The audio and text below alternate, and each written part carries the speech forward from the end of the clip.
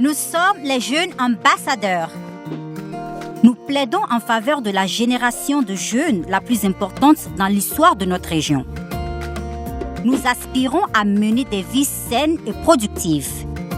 Mais de nombreux jeunes sont confrontés à un obstacle majeur. Le manque d'éducation sur la santé reproductive et l'accès facile aux services de planification familiale.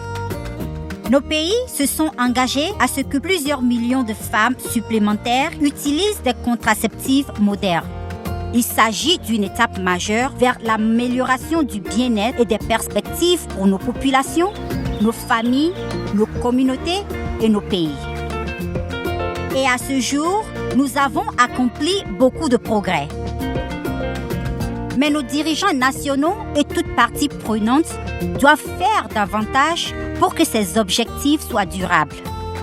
L'augmentation des investissements et l'amélioration des politiques en faveur des jeunes sont nécessaires. Pourquoi? Bon nombre de nous deviennent parents très jeunes dans la vie, voire même pendant l'adolescence. Dans nos pays, près de 3 femmes sur 5 se marient avant d'avoir 20 ans. Plus de la moitié de toutes les femmes commencent à procréer pendant leur adolescence.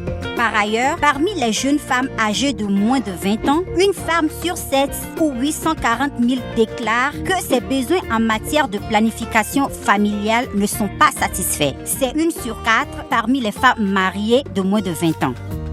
Pour beaucoup de ces jeunes femmes et de leurs partenaires, le mariage précoce et les grossesses non désirées les privent de possibilités d'éducation ou de développement des compétences, perpétuant ainsi les cycles de la pauvreté et des problèmes de la santé reproductive.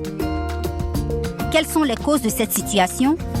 L'éducation en matière de santé sexuelle et reproductive est souvent limitée, voire inexistante.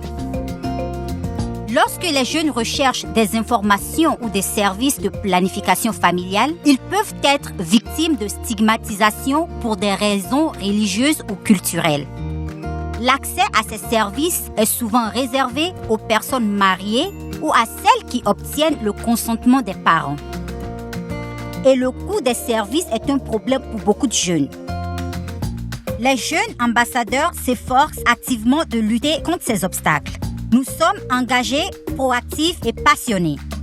Nous demandons la même chose à nos dirigeants nationaux qu'ils encouragent des politiques dès maintenant qui dissuaderont le mariage et les grossesses précoces, offriront un accès plus facile et plus abordable aux services de planification familiale pour les jeunes, rendront l'éducation sexuelle complète disponible à large échelle et garantiront que les jeunes soient entendus pendant la formulation des politiques de planification familiale.